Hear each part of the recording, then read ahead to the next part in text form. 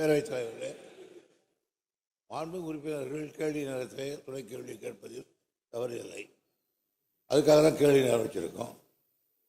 ஆனால் சில நேரங்களில் நீங்கள் எப்படி கொடுப்பீர்கள் என்று எனக்கு தெரியும். ஆங்காங்கு இருக்க இந்த கட்சிக்கு தன் கேள்வி வருது.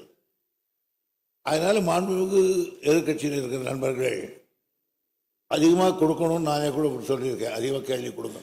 ஆனால் அதற்காக ஒவ்வொருவரும் உங்களை எழுந்து நின்று உங்களை நையாண்டி செய்வது இந்த மரபல்ல. இது சாதாரணமாக இருக்கலாம் நீங்கள், ஆனால் உட்கார்ந்து இருக்கிற இடம் மாண்பை காக்கின்ற இடம். எனவே அருள் கூர்ந்து நையாண்டி செய்யக்கூடாது. கேள்வி கேட்கலாம். இல்லை, அதே மாண்புமிகு உறுப்பினருக்கு 3 துணை கேள்வி கொடுத்துருக்கிறேன். 3 மெயின் கேள்வி கொடுத்து அதில் 6 கேள்வி கேட்டிருக்காங்க. மொத்தம் 9 கேள்வி கேட்டிருக்காங்க.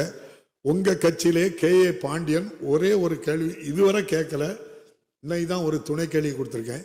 அதுக்கே அருண்மொழி தேவன் வந்துட்டு எனக்கு ஏன் தரல, இப்படி 10 பேர் ரெக்கமெண்ட் பண்ண வேண்டிய அவசியம் கிடையாது. அது ஏன் உரிமை, நான் யாருக்கு கொடுக்கணும்னு எனக்கு தெரியும். எல்லோருக்கும் எல்லாம் கொடுக்கணுங்கிறது அந்த ஆட்சி. அதை தான் சபாநாயகரும் கடைபிடிச்சு எல்லோருக்கும் எல்லாம் கொடுத்துக்கிட்டு இருக்க. மாண்புமிகு உறுப்பினர் KP அன்பழகன்.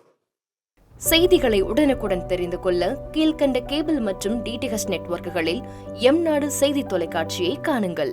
பாதகம் செய்பவரை கண்டால் நாம் பயம் கொள்ளலாகாது பாப்பா. மோதி மிதித்து விடு பாப்பா, அவர் முகத்தில் உமிழ்ந்து விடு பாப்பா. அண்மை செய்திகளை உடனுக்குடன் தெரிந்து கொள்ள இணைந்திருங்கள் எம்நாடு தொலைக்காட்சியுடன்.